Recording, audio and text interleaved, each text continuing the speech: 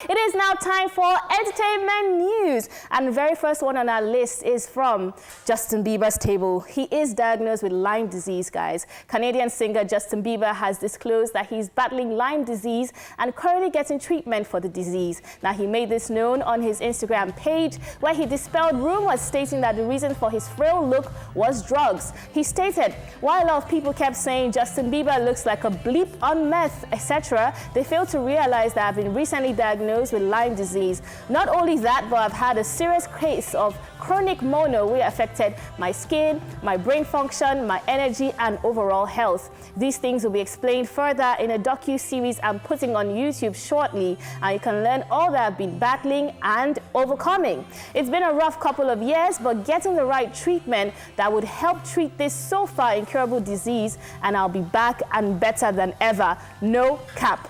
Now, Lyme disease is an infectious disease caused by Borrelia bacterium, which is spread by ticks. And if left untreated, the infection can spread to the joints, the heart, and the nervous system, leading to so many things like joint pain and swelling.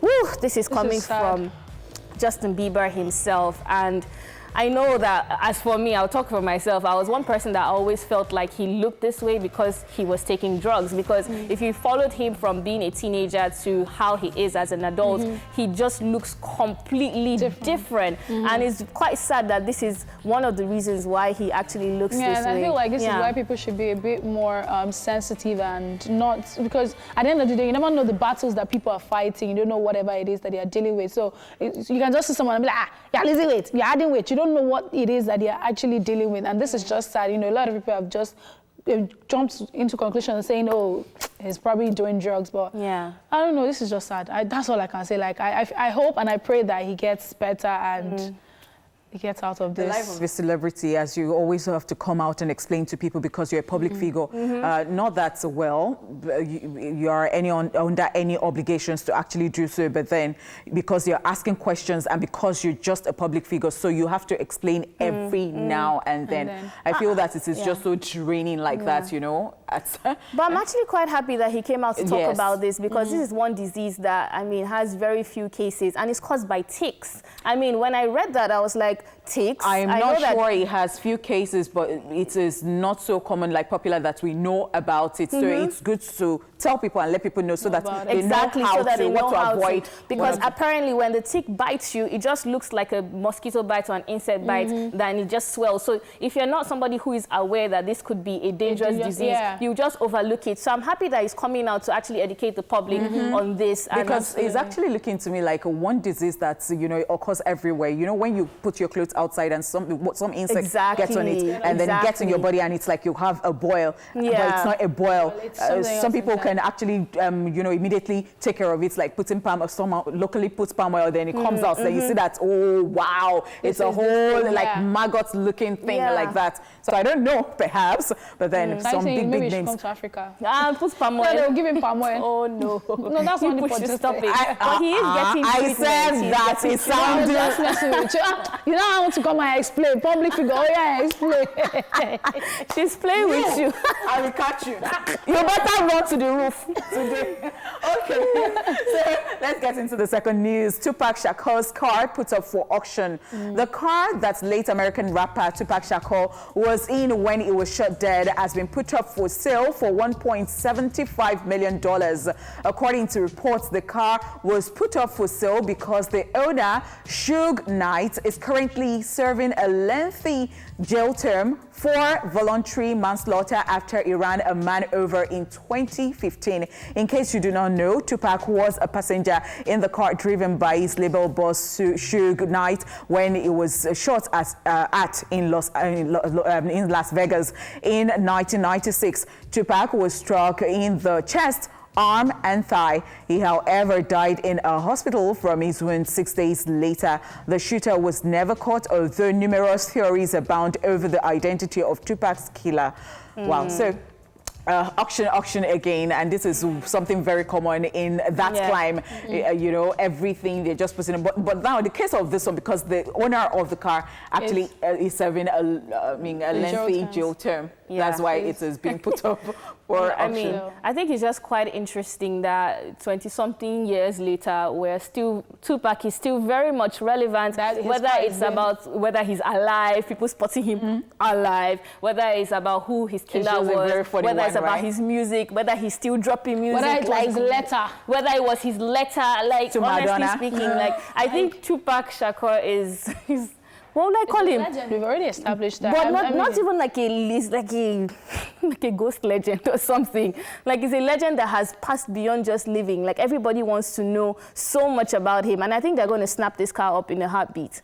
Yeah, I know, because you know it's not the first time it's happening. And as I said, it's very common in that climb. So you have stuff from Michael Jackson, his socks and all of those. The letter to Madonna that Tupac wrote, and then just a lot of them like that. They auction every now and then. The Beatles guitar or something of that sort, and all of those.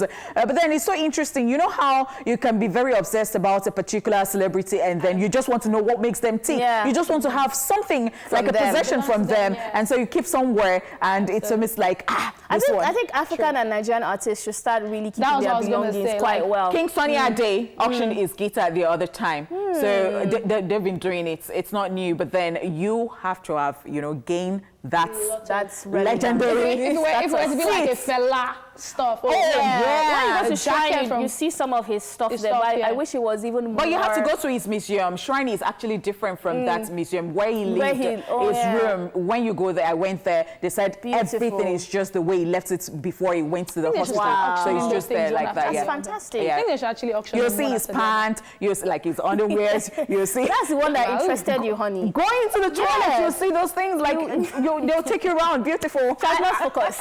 Oh my God. Exactly what I was going to say. They both lost focus. No, guys. Let's still focusing on the entertainment news. Next up is R.Kelly's girlfriends who got physical recently. Now, R.Kelly's girlfriend, Azriel, Clary, and Joycelyn Savage have been said to have gotten into a physical fight at the singer's Trump Tower condo in Chicago on his birthday. Now, according to 22-year-old Azriel Clary, it all started when 24-year-old Joycelyn Savage and another woman came to the apartment to collect some of R.Kelly's belongings. Now, it was then that they started arguing before things escalated and got physical. Now, take a look at Azriel explaining the situation to the Chicago police.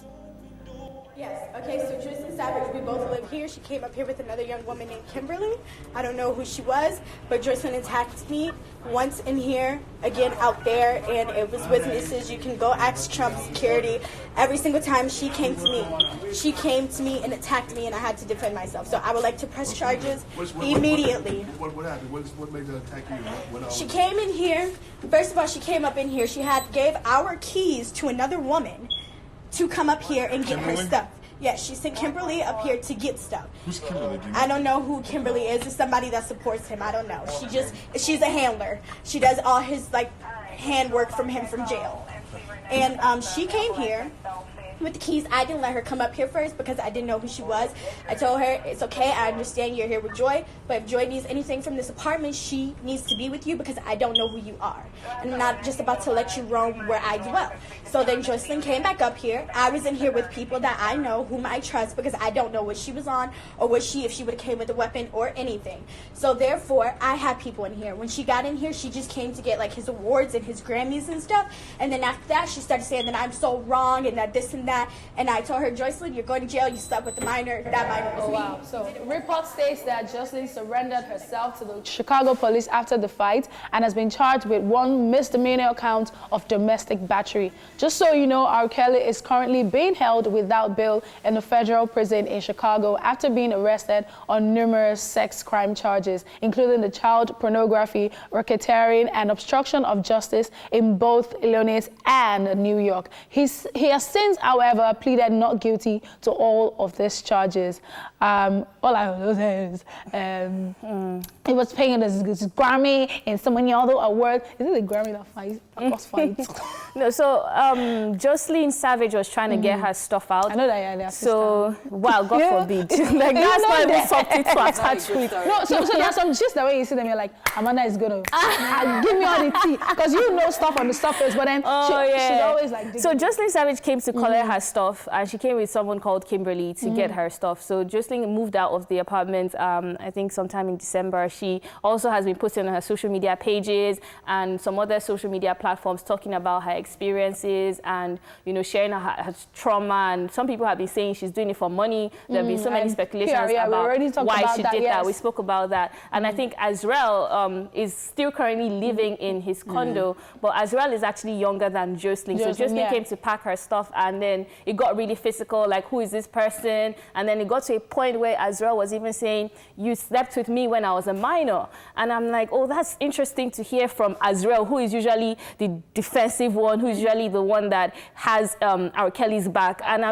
it's just a case of, I think they are having a mental breakdown right about now. Because if you can remember, a couple of months ago, they had an interview where they were strongly defending R.Kelly. So a couple of months down the line, now he's in jail, and then the stories are changing. And right from the start, I always said that these ladies has faced too much physical trauma. You can't expect someone to have started living with a 50-something-year-old man, or maybe he was in his 40s at the time, as teenagers, grown up there, and not to have had some psychological damage. So it's a very, very sad one for me. I just hope that they would get some sanity in the long run, because this is just a very tough one. Because if you're not careful, all through your life, you'll just be dealing with this. You'll be behaving in certain ways that people would not know what is wrong with you. You'll be taking things out on people, and they would not know that, oh, it is due to what you have gone through. I think that it all broke out again when, you know, she was talking to Kimberly, like, who are you? I don't know you. And that was when Joycelyn came up. So if you're trying to pick up your stuff, why are you still trying to pick up some of R.Kelly's stuff as well, like the Grammy and all that stuff? Yeah, that's not cool. That's not cool. Yeah, so if you want to pick up your stuff, okay, go with your own thing, because but don't pick his stuff. So I think that was what majorly now... Which is why people were saying, is Joycelyn doing it for the PR stunts? Because people were actually paying to see part of her stories. So there is something about, you know, that I actually said the same thing too. So there is something about Joycelyn, because why would you, okay, he's done something bad and he's been, well, in the process of being punished for this, but then why would you pick his stuff? Exactly. Well, all right, guys, that's all we have for you on Entertainment News this Friday afternoon.